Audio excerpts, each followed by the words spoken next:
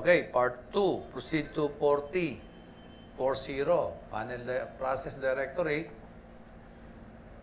40. Magpapanandar tayo ng ventilation. Kasi nga, magpapanandar tayo ng makina, kailangan natin ng additional supply pan. Number 2 and number 4. Yan. So, i-monitor mo yung pressure dyan. Normally, yung pressure yan, nandito lang sa green na yan. Pag tumakbo na yung makina, bababa na yan.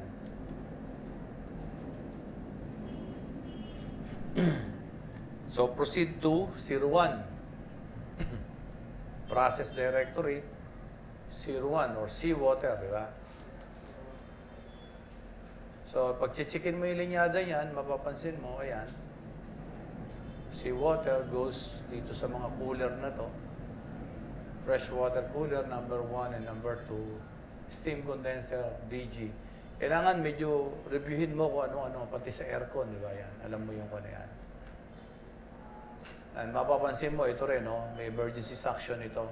Pero sa ngayon, tumatakbo auxiliary kasi nga, walang main engine na tumatakbo. Hindi masyadong kailangan ng cooling. Pero paanda rin natin, ano sabi dyan? Start main seawater pump number 1 o number 2. Start daw din ito number 1. Patayin yung auxiliary, then i-remote ito. Yan.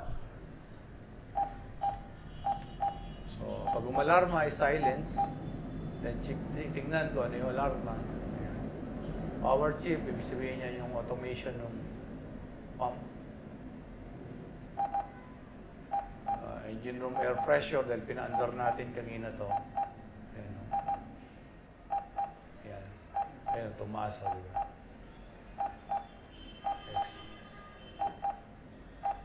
So basically kasi hindi rin maganda kung sobrang taas ng hangin sa hindi rin maganda kung sobrang baba. Yung tama lang. So you need to address the alarm. Baka mamaya critical yung alarm. Balik sa 01. So anong pressure? So ayan yung pressure niya. 20. 3.32. Temperature, ito. 20. And then 20. Ito yung temperature controller. Yan. Next.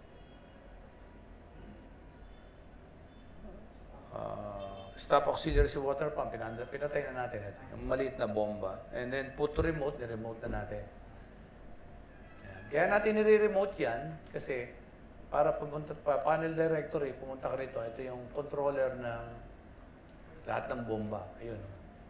Yung seawater pump, i-auto natin. Ayan. So, kaya naka-auto to, itong 1, itong tumatakbo.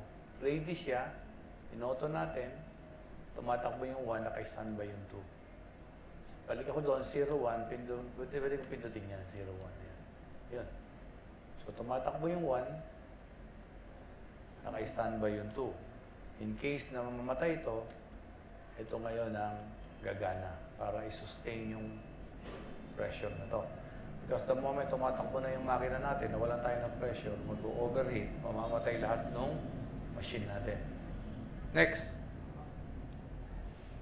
D at 85, proceed to 85, sabi niya. Process directory, proceed to 85. Steam condenser. Kung mapapansin mo, 82, 87, 86, 88, 86. 86 kasi ang alam ko ito, yung turbo generator. Kasi later on, paanda rin natin to. Pag pinandar natin to, kailangan yung pinaka-condensate na ito, di ba? Steam, papasok. Lalabas dito, condensate.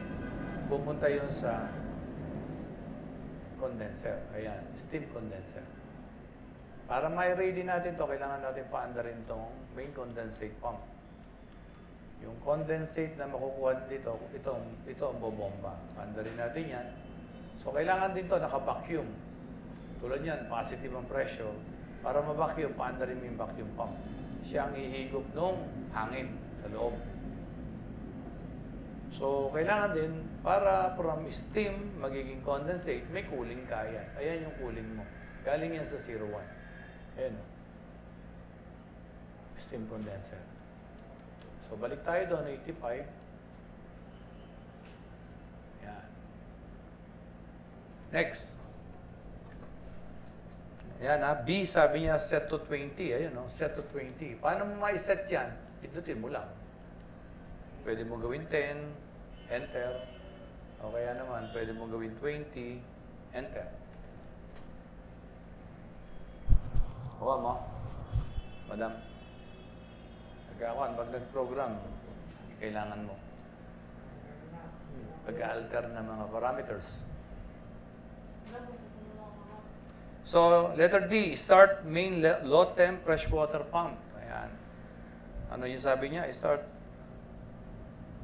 proceed to 10, sabi niya. Process directory, again, proceed to 10. Ayun, no? Freshwater system. LT pump, ito, low temp.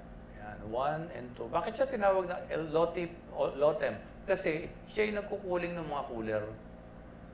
From stern tube, cargo tank, cargo pump, air compressor natin, yung starting air compressor.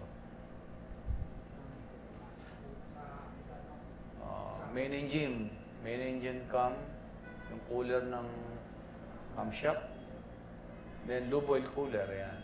As you can see, isa yung patay, standby yung isa, low boil, isa.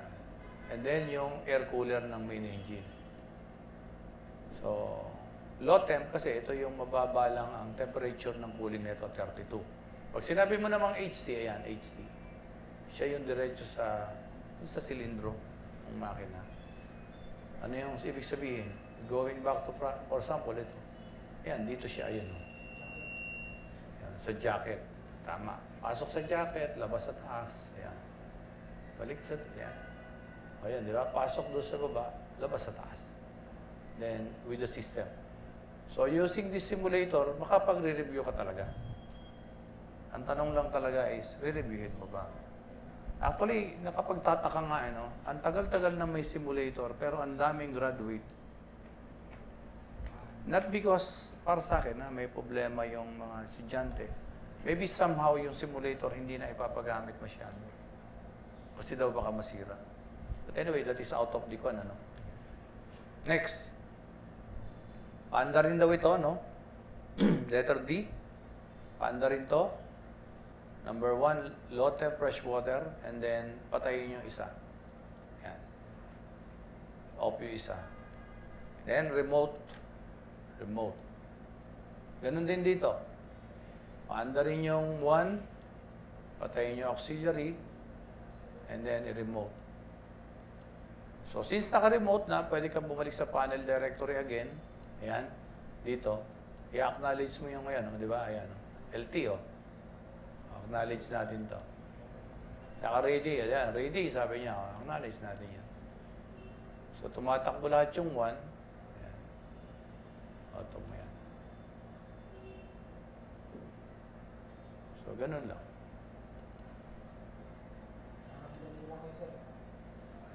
Ka din. For example, paano mo naman, gusto mo pagpalitin, paandarin mo, local mo to. Paandarin mo yan. Local mo yan. Paandarin mo, patayin mo yan. Make sure lang na nagpaandar ka muna bago ka magpatay, lalo na kung tumatakbo yung makina mo. Dahil pag hindi, shutdown yan. Bihira naman pinapapa-change over yan sa mga junior engineer. Usually yan, second engineer in front of the chief engineer. So, ayan. Remote muli. Ayan. Para in case na mamatay ito, papasok itong 1. Hindi ka matitripan. Then, go back to, make sure lang nababalik ka dito sa panel directory, sa power chip, mai-auto muli kasi hindi mo pa na-i-auto. Although na-i-auto mo sa baba, hindi mo na-i-acknowledge pa sa taas.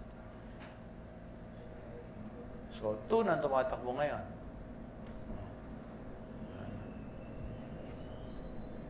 Hindi naman kasi siya engineer talaga.